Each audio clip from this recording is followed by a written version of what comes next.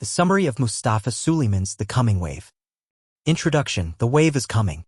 Mustafa Suleyman opens with a bold premise. We are living at the beginning of a revolution powered by two technologies, artificial intelligence, AI, and synthetic biology, that will shape the rest of the 21st century. These technologies are not incremental, they are epoch-defining, akin to fire, agriculture, or electricity. Suleyman sees this new wave of technology not just as a force for progress but also as a potential vector of catastrophe if mismanaged or left uncontained. The question is not if the wave is coming, but whether we can ride it or be crushed by it. Part 1. Understanding the coming wave. Chapter 1. What is the coming wave? The coming wave is driven by general-purpose, exponentially scaling technologies, AI and biotech, that will fundamentally alter 1. Work and the economy. 2. Governance and politics. 3. Biology and healthcare. 4. Security and warfare. Like past waves, printing press, electricity, nuclear, this one. 1. Empowers small groups or even individuals. 2. Outpaces regulation and understanding. 3. Changes society more deeply than anticipated. The major difference? This wave is far faster and more decentralized than any before. Chapter 2. The nature of general-purpose technologies. These new technologies have several key properties. 1. General purpose can be applied across domains, e.g., GPT-4 can write code, poetry, therapy scripts. 2. Dual use, helpful or harmful depending on intent. 3. Scalable and accessible, they are becoming cheaper, more user-friendly, and globally distributed. 4. Self-reinforcing, they improve themselves, e.g., AI designing better AI. 5. Uncontainable by design, innovation happens at the margins, it's not limited to labs or governments anymore. Part 2. The two pillars, AI and biotech. Chapter 3. Artificial intelligence. Suleyman draws on his deep experience at DeepMind and Google to explain. Narrow AI already powers search, translation, finance, logistics. Foundation models like GPT are more general but still limited in reasoning. Superintelligence is a real possibility if AI surpasses human cognition in all domains. AI is poised to automate medical diagnosis, scientific discovery, writing, translation, education, military analysis and strategy.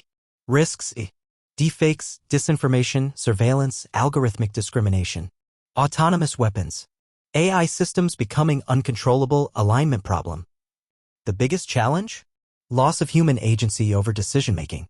Chapter 4. Synthetic biology. Just as AI rewrites logic and language, synthetic biology rewrites life. Suleyman highlights: CRISPR and gene editing are transforming medicine, agriculture, and even evolution. DNA printing, cell reprogramming, and mRNA tech allow life to be written like code. Opportunities: cure genetic diseases, grow replacement organs, engineer climate-resistant crops. Threats: bioweapons, designer viruses, runaway experimentation in garage labs. The tools of biotech are moving out of labs and into small-scale settings. And like AI, biotech is both miraculous and terrifying. Part 3. The containment problem. Chapter 5. Containment versus control. Suleyman makes a critical distinction. Containment is not the same as suppression. Innovation must continue, but its boundaries must be actively designed. Containment is difficult because the tech is democratized. Open-source culture accelerates proliferation. Bad actors need only a small window of opportunity. Containment must be technological, e.g., built-in safety switches. Institutional, laws, treaties, audits. Cultural, shared values, and public literacy. Chapter 6. The dual-use dilemma. Dual use refers to the fact that the same technology can help or harm. AI that models protein folding can also help build toxins. Biotech that speeds up vaccines can also enable custom pandemics. Historical comparison. Nuclear power is centralized, hard to build. But AI and biotech are distributed and scale cheaply. That's why existing containment models don't work. Chapter 7. Unprepared institutions. Suleyman criticizes governments for moving slowly, lacking technical expertise, prioritizing short-term politics.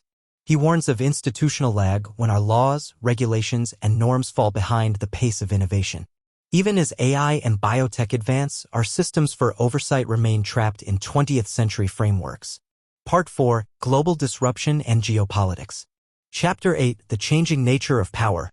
Power is shifting from governments to companies, mass to individual, institutions to networks. Examples. One hacker with AI assistance can crash a power grid. A rogue scientist could manipulate DNA for personal or ideological reasons. This fragmentation of power makes containment much harder. It also challenges the authority of the state. Chapter 9, Geopolitical Tensions. Global tech competition, especially US-China, raises dangers. Tech nationalism, governments hoarding breakthroughs. Arms races in AI and biotech. Cyber warfare and economic sabotage. Suleyman proposes multilateral treaties modeled on Non-Proliferation Treaty, Paris Climate Agreement, but acknowledges these are hard to enforce in decentralized tech landscapes. Part 5, Building a New Framework for Containment. Chapter 10, The 10 Principles for Containment. Suleyman outlines a bold, actionable containment program. Global cooperation, tech governance must be international. Regulatory innovation, adaptive, fast laws for fast tech. Technical safeguards, AI, off-switches, fail-safes, DNA synthesis screening. Verification systems, third-party audits, transparency reports. Open disclosure, tech companies must report risks and practices. Talent diversion, encourage ethical paths for top researchers. Wealth redistribution, tax tech gains to support society. Equitable innovation, ensure benefits are widely shared. Crisis preparedness, global response plans for biothreats or AI failures. Moral vision, cultivate shared values to guide development. Chapter 11, Real-World Action Plans. He calls for new institutions like a UN for AI or biotech. Open-source standards that include safety. A global watchdog with enforcement power. Public education and media literacy to fight manipulation. Tech taxation to fund resilience and equity. This chapter is a call to arms for policymakers, technologists, and civil society. Part 6, Hope, Responsibility, and Agency. Chapter 12, Why the Wave Can Be a Force for Good. Suleyman is not a pessimist. He believes AI can cure diseases, slow climate change, and enhance creativity. Biotech can eliminate suffering from genetic illness and food insecurity. The future can be amazing if we make it so. But it will take proactive governance, cross-border cooperation, ethical alignment, citizen participation. Chapter 13, What's at Stake?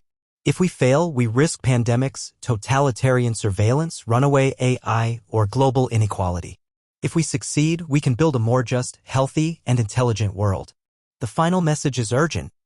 The future is not being written. It is being coded. The coming wave is more than a tech book. It's a philosophical and political manifesto about power, progress, and survival.